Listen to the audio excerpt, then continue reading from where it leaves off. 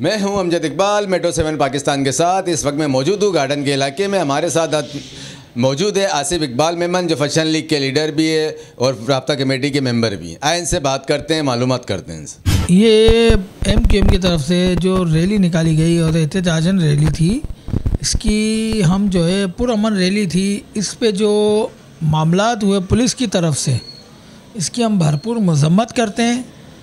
और किसके इमा पे पुलिस ने किया है और किसके कहने पे किया है, लेकिन ये बहुत गलत हुआ है।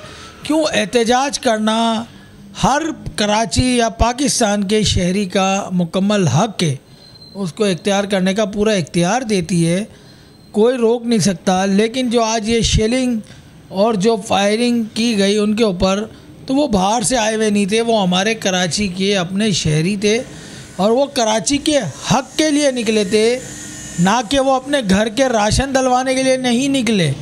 वो हमारे घर के लिए नहीं है, वो अपने हक़ के लिए निकले हैं कि हमारी तादाद जो आवाम की है, और वो भरपूर आवाम जिन्होंने आज भरपूर एहतजाज के लिए शामिल हुए। मैं खालिद मकबूल भाई की बिल्कुल दिल से इज़्ज़त करता हूँ, लेकिन मैं खालिद मकबूल भाई को ये कहूँगा कि अगर जे उनके साथ ये चीज़ें अगर नाजायज़ हो रही हैं ना, तो भाई पहली फुर्सत में तो पूरे हुकूमत से सबसे पहले दें इस्तीफ़े।